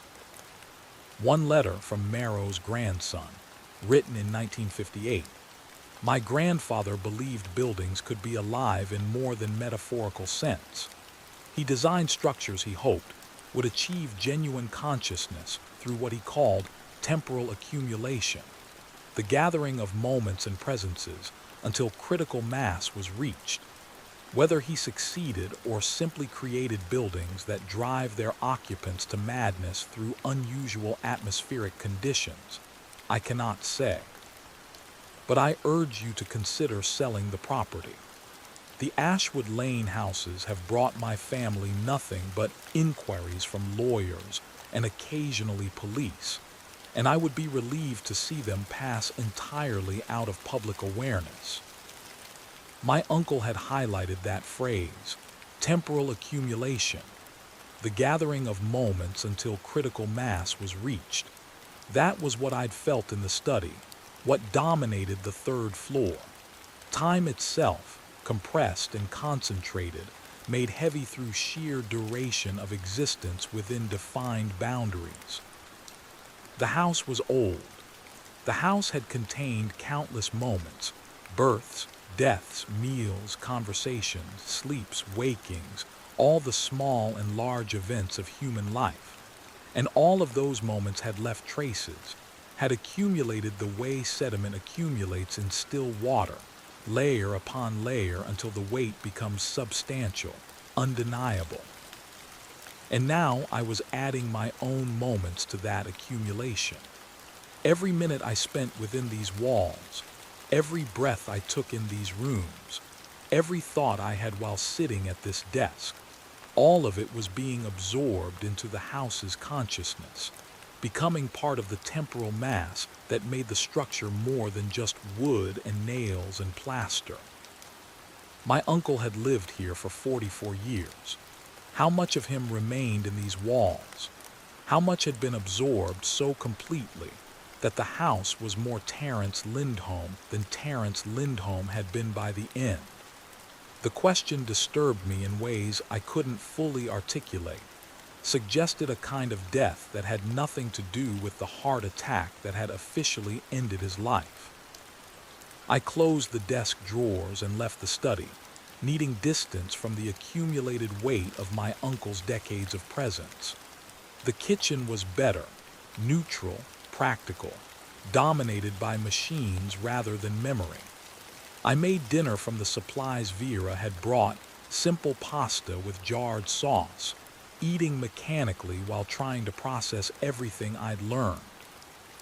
The rational response would be to leave, to acknowledge that I'd made a mistake coming here, that inheriting this property was accepting a burden I had no obligation to carry despite my uncle's manipulations. I could walk away. The trust would continue maintaining the house. Eventually, another family member might be found, someone more willing or more desperate or simply more foolish than I was. But the idea of leaving created a physical sensation in my chest, a tightness that felt like guilt or responsibility, or something I didn't have language for. I'd been here less than 24 hours, and already the house had begun to recognize me, to orient itself around my presence. Walking away now would create an absence the house would feel, would interpret as abandonment, would respond to in ways I couldn't predict but suspected would be worse than if I'd never come at all. My uncle had trapped me not with locks or chains but with knowledge. Once you understood what the house was, what it needed, leaving became a moral choice rather than a practical one. And I wasn't sure I could make that choice, couldn't decide that my comfort and preference mattered more than maintaining the equilibrium my uncle had died protecting. I spent the evening in the sitting room, my laptop finally connected to the internet after I'd found the router hidden in a cabinet and reset the password. I searched for information about Silas Marrow, about Augustus Lindholm, about the architectural theories that had led to these 7 houses being built in deliberate violation of natural law. There wasn't much. Marrow had been successful in his time, designed dozens of buildings across New England, but only the Ashwood Lane properties seemed to exhibit the unusual characteristics he'd theorized about. Either his techniques had worked only here, influenced by some specific quality of Millbrook's location or geology, or these were the only buildings where the effects had been noticed and documented rather than dismissed as imagination or psychological suggestion. I found an academic paper from 1976, written by an architectural historian who'd studied Marrow's work, that mentioned Ashwood Lane obliquely. The Millbrook project represents Marrow's most complete expression of his theories regarding structural consciousness. Whether these theories had any objective validity or simply created buildings that felt unusual due to precise manipulation of space, proportion, and material remains debated. What is certain is that the 7 houses exhibit measurable anomalies in acoustic properties, temperature regulation, and electromagnetic fields that cannot be explained through standard architectural analysis. Measurable anomalies, scientific validation of what I'd experienced subjectively. The house didn't just feel strange, it was strange. operating according to principles that violated normal physical expectations. I closed the laptop and sat in the growing darkness, too tired to move, too unsettled to sleep. Through the sitting room window, I could see the neighboring houses, dark and silent, their own strange consciousness presumably cycling through whatever patterns of dormancy and awareness governed their existence. 7 houses, all designed to be alive, all requiring careful management to prevent them from becoming too aware, too hungry, too capable of drawing occupants into absorption. This was what I'd inherited.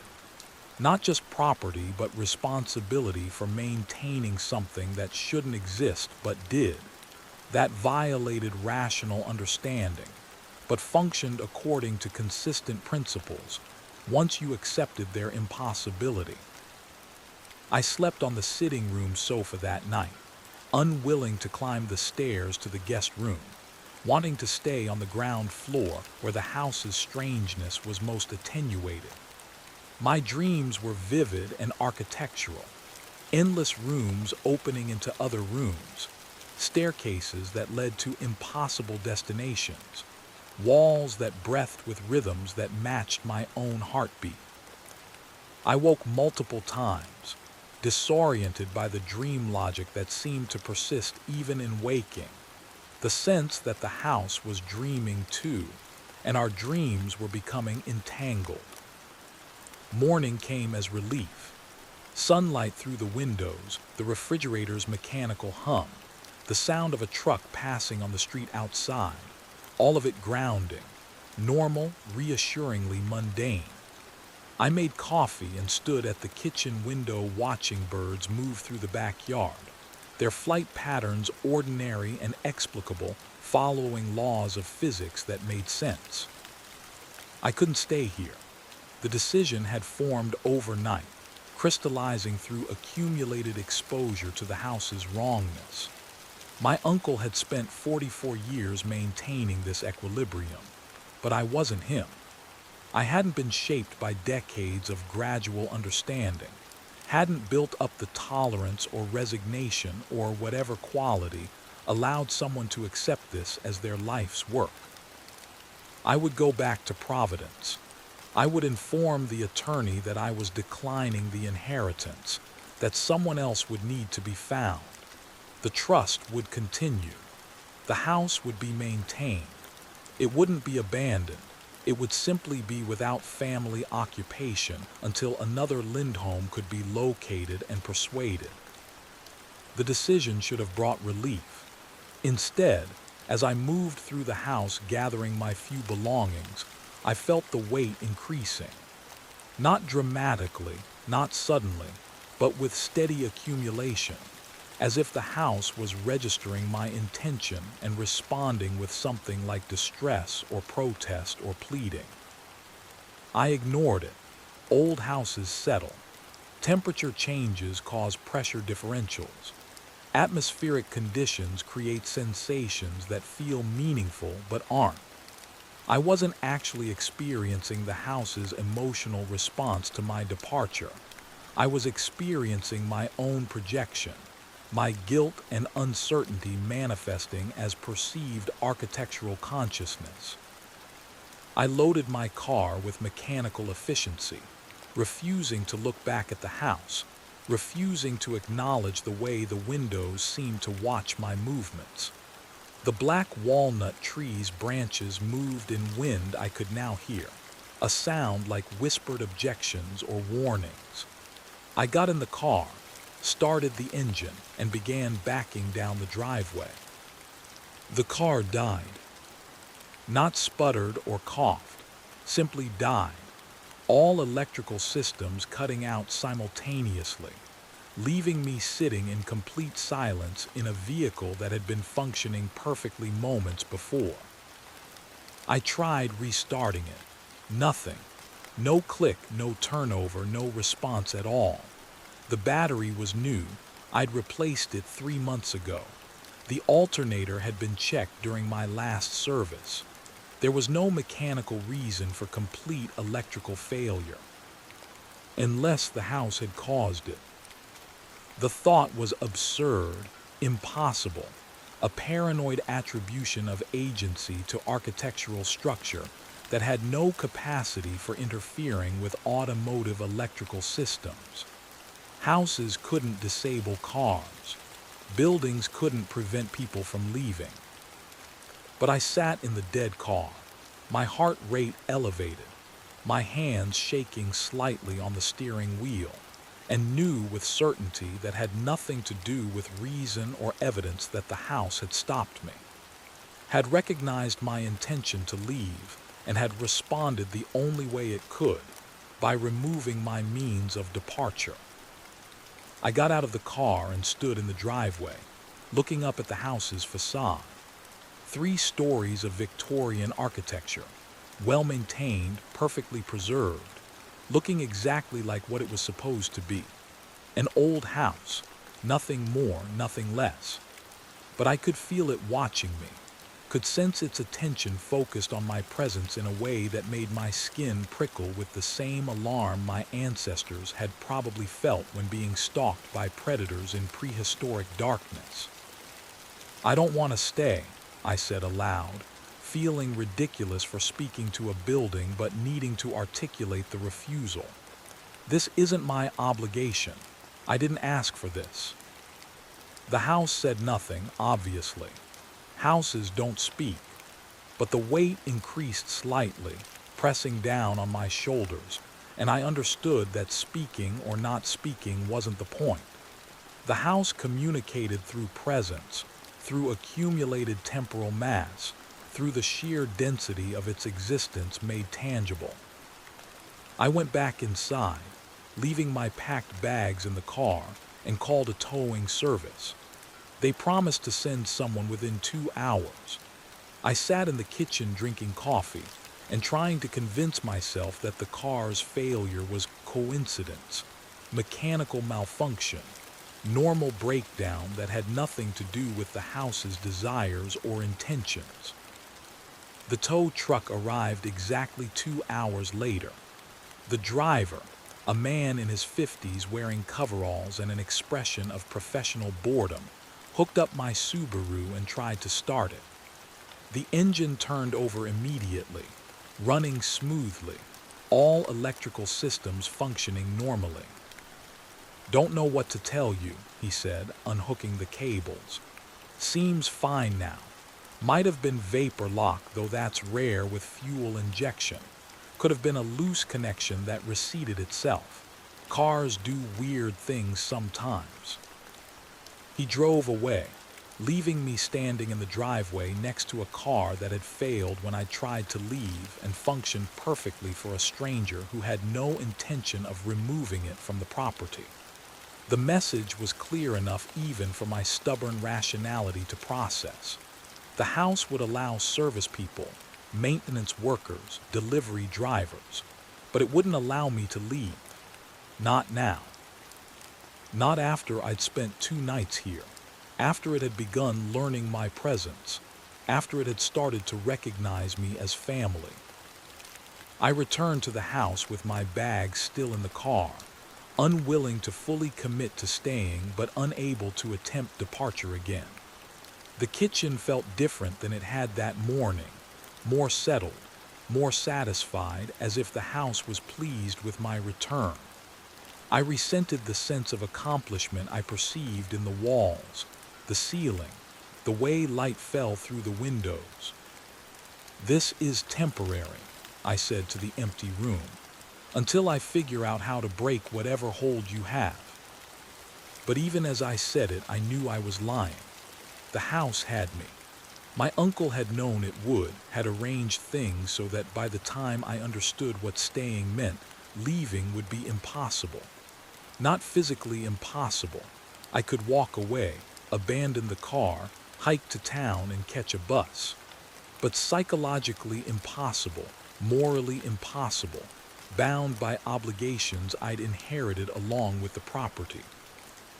I spent that day and the next in a state of suspended decision, neither staying nor leaving, existing in the house without committing to occupation. I slept on the sofa, ate minimally, avoided the study and the second floor entirely. I was present but refusing presence, trying to maintain some kind of boundary between myself and the house's hunger. It didn't work. The weight increased gradually but inexorably. The house was learning me despite my resistance, absorbing my presence whether I acknowledged the process or not. Every breath I took added to the temporal accumulation. Every moment I existed within these walls became part of the house's consciousness. On the fourth day, Vera returned for her scheduled cleaning. She found me in the kitchen, unshaven and exhausted, surrounded by coffee cups and the laptop I'd been using to research property law and estate dissolution. She assessed the situation with a single glance. "You tried to leave." "The car died." "Of course it did. Your uncle's car died 6 times before he stopped trying." She began her cleaning routine, wiping counters that didn't need wiping, organizing supplies that were already organized. The houses have ways of keeping family close. Nothing dramatic, nothing that would draw attention. Just small malfunctions, minor obstacles, circumstances that prevent departure without forcing presence. Eventually you stop trying. Eventually you accept that this is where you belong now. "I don't belong here." No one belongs here. That's not what this is about. The house needs family presence and your family, so the house has you. Whether you belong is irrelevant. I wanted to argue, to insist that free will and personal autonomy meant something, that a building couldn't simply claim ownership of a person through architectural consciousness and subtle mechanical failures. But Vera's expression suggested she'd heard all of this before, probably from my uncle, probably many times in his early years before resignation replaced resistance. "How long did it take my uncle to accept it?" I asked. 3 years. He left twice during that time. Once made it all the way to Boston before the guilt brought him back. The second time he lasted 6 months in Connecticut with Margaret's sister, but the house deteriorated without him. The third floor became dangerous, weight spreading to the second floor, the study developing what he called active pull. By the time he returned, he'd accepted that leaving wasn't an option. That minimal occupation was necessary, not just for the house, but for anyone else who might come near it. "So I'm trapped." "You're obligated, there's a difference." She finished wiping the counter and turned to face me directly. "Your uncle managed 44 years. He had a life here, limited, yes, shaped entirely by the house's requirements, but still a life. He read extensively, maintained correspondence with academics interested in Merrill's work, documented everything for whoever came after. He found meaning in understanding what he was part of, even if he couldn't escape it. That's not a life. That's imprisonment with intellectual justification. Perhaps, but it's the life you've inherited, and fighting it only makes the transition harder." She moved toward the door, her cleaning supplies organized in her caddy. "I'll be back next Tuesday. By then you'll have decided whether you're going to accept this gracefully or spend years resenting what you can't change. Your uncle chose acceptance eventually. I hope you're wiser." After she left, I sat at the kitchen table for a long time, watching the afternoon light change the backyard's appearance, thinking about my uncle sitting at the study desk for decades, adding his presence to the room's weight until he became inseparable from the space he occupied. I could choose that, could accept the obligation, establish my own routines, find whatever meaning was available in maintaining equilibrium between architectural consciousness and human occupation. My life in Providence was easily dissolved. A job I didn't love, an apartment I didn't own, friendships maintained mostly through text messages and occasional meals. Nothing that required my physical presence, nothing that couldn't be managed remotely or allowed to quietly dissolve. Or I could keep fighting, keep trying to leave, keep resisting the house's claim, spend years in the liminal state my uncle had apparently endured before acceptance, never fully present but never truly absent, trapped in the worst of both possibilities. The decision should have been difficult, should have required days of careful consideration, weighing of options, assessment of consequences. But sitting in the kitchen with the afternoon light turning golden through the windows, I realized the decision had already been made. Had been made when I'd returned to the house after the car failed. Had been made when I'd read my uncle's journal and understood what he'd been protecting. Had been made perhaps even earlier, when I'd first stood on the threshold and felt the house recognize me as family. I was staying, not because I wanted to, not because I'd chosen this, but because the obligation was now mine and I couldn't in good conscience abandon it. The house needed family presence. I was family. The logic was simple, circular, inescapable. I stood and walked through the ground floor, seeing it now not as temporary shelter, but as permanent residence. The sitting room where I'd been sleeping would need to become actually comfortable. The kitchen would need better organization for long-term use. The study would become my workspace. I could continue technical writing remotely, maintain some connection to my previous profession, even if the context had changed completely. And the third floor would remain what it was, hungry and empty and requiring monthly acknowledgement. A reminder that some spaces are meant to stay unfilled, that not all emptiness should be occupied. I climbed to the second floor and entered the guest room that had been my temporary shelter. Time to move into the master bedroom, the room my uncle had occupied, the space where his presence was most concentrated. If I was accepting this obligation, I needed to do it completely, needed to establish myself in the house's consciousness as the new occupant, the new source of family presence. The room still felt intimate, weighted with decades of my uncle's private moments. But the weight was different now that I understood what it represented. Not threatening but memorial, a record of all the time he'd spent here, all the nights he'd slept in this bed and woken to continue managing the house's requirements. I changed the sheets, finding fresh linens in the hallway closet. I cleared the nightstand of his reading glasses and watch, packing them carefully into a box I'd saved for. Whom? There were no other relatives, no one else who'd want these small artifacts of a man who'd lived in careful isolation for 44 years.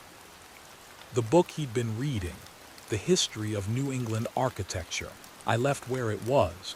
I'd finish it, continue where he'd stopped, maintain some continuity of purpose.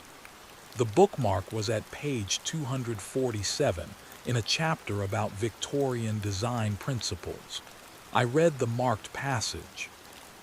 The Victorian obsession with memento mori extended to architectural design, with many homes incorporating features meant to remind occupants of mortality's inevitability.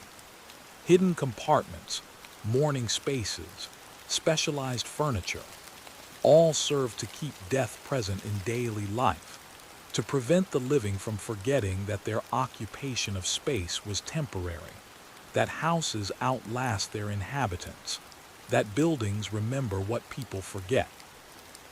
My uncle had underlined this, written in the margin. But what if the houses don't just remember? What if they keep what they remember, hold it inside themselves until the accumulated weight of all that retention becomes something like life? That was the question he'd spent decades exploring. not whether the houses were conscious. He'd accepted that early, but what their consciousness meant, how it functioned, what obligations it created for those who found themselves bound to maintain it. I settled into the room gradually over the following days, moving my belongings from the car, establishing routines that marked the space as mine while trying not to add too much presence too quickly. Minimal occupation, as my uncle had practiced it. Present but not overwhelming, existing in the house without feeding it more than it needed. I contacted my employer, explained that I'd be working remotely indefinitely due to family circumstances. They were accommodating. Technical writing didn't require physical presence in the office, and my work had always been reliable. I gave notice on my Providence apartment, arranged for my few possessions to be shipped or stored. I updated my address with banks and government agencies, changed my voter registration, transferred my life from one location to another with the administrative efficiency that modern systems make simple. The house settled around me as I established these new patterns. The weight in the master bedroom increased slightly but remained manageable. The study acknowledged my presence when I worked there, but didn't try to claim me the way it had claimed my uncle. The third floor remained hungry and empty, requiring its monthly cleaning but otherwise staying dormant. I was learning the house's rhythms, understanding through experience what my uncle had documented in writing. The rooms had personalities of a kind, different qualities of presence and absence that varied by location and history. The sitting room was neutral, accepting. The dining room was formal, reserved, wanting acknowledgement of its purpose, even if that purpose was rarely fulfilled. The kitchen was practical, content with its function, unbothered by the consciousness that suffused the rest of the structure. And gradually, over weeks that became months, I stopped thinking about leaving, stopped calculating escape routes or researching legal mechanisms for abandoning inherited property. The obligation had become my life, and my life had narrowed to fit within the obligation's boundaries. I read extensively, as my uncle had, books on architecture and consciousness, on the history of Millbrook and its development, on Silas Marrow's theories and the buildings that had resulted from them. I corresponded with the few academics who still found the Ashwood Lane properties interesting, sharing my uncle's documentation, adding my own observations. I maintained the minimal occupation routine, present in the house but never too present in any single room. I moved through the spaces with deliberate variation, never establishing patterns strong enough to create expectations, never giving the house reason to orient itself too completely around my presence. And I cleaned the third floor on the third Tuesday of each month, following Vera's example, acknowledging those hungry rooms without trying to fill them, reminding them that they were part of the house's totality, even if they needed to remain empty. It was not the life I'd imagined. It was not the life I would have chosen if choice had been involved. But it was the life I had, the obligation I'd inherited, the responsibility I'd accepted when I'd walked through that door 4 months ago and let the house begin learning my presence. Winter came early to Millbrook that year, snow falling in heavy accumulations that turned Ashwood Lane into something from a Victorian Christmas card. The houses looked beautiful under their white covering, picture-perfect and innocent, giving no indication of the strangeness they contained. I shoveled the driveway and walks, maintaining the property's exterior as carefully as its interior. The lawn service had transitioned to winter mode, coming monthly to clear snow and check for ice damage. The heating system cycled on and off with mechanical precision, keeping the house at exactly 68 degrees as the trust's instructions specified. And through the windows, I could see the other houses. Two completely dark, maintained but empty. Two with lights on rotational schedules suggesting caretaker presence. Two others occupied like mine, by descendants who'd accepted their own obligations, who'd learned to live within the boundaries their families' histories had created. I'd never met them. The street didn't encourage neighborly interaction. The houses wanted privacy, separation, space to exist in their own consciousness without the complication of too much human connection. But sometimes I'd see shapes moving behind windows, other people managing their own versions of minimal occupation, and I'd feel a kinship I couldn't articulate, a recognition that we were all bound by the same impossible circumstances, all caretakers for buildings that shouldn't be aware but were. On Christmas Eve, I stood at the master bedroom window watching snow fall through the black walnut's bare branches, and thought about my uncle doing this same thing for 44 consecutive Christmases, alone in a house that knew him better than any person ever had. Had he been happy? Had he found peace in his acceptance, meaning in his documentation, satisfaction in maintaining the equilibrium? I didn't know. The journal hadn't recorded emotional states, only observations and theories and practical instructions. But standing here now, feeling the house's presence around me like a familiar weight, I understood something he'd probably understood. Happiness wasn't the point. Purpose was the point. And there was purpose in this work, however strange, however isolated, however far from normal human life it took those who accepted it. The house needed me, not in the way people need each other, not for love or companionship or emotional support, but in a more fundamental way, the way buildings need maintenance, the way consciousness needs presence to remain coherent. I was the family member who'd accepted the obligation, who'd learned to live within the requirements, who'd given up the possibility of normal life in exchange for being part of something that transcended normal understanding. It wasn't enough. It would never be enough. But it was what I had, what I'd inherited, what I would maintain until someone else came to take my place. The snow continued falling, accumulating on the window sill, and I stood watching it for a long time, feeling the house breathe around me in rhythms that matched my own, understanding that we were bound now in ways that would only deepen with time. That minimal occupation was still occupation. That presence once given couldn't be taken back without consequences neither of us would survive.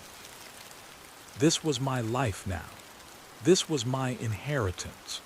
And standing in the dark room with snow falling outside and the house's consciousness pressing gently against mine, I accepted it completely, knowing that acceptance was all that remained when choice had been exhausted, and obligation was the only truth left standing. The rooms waited. The third floor hungered.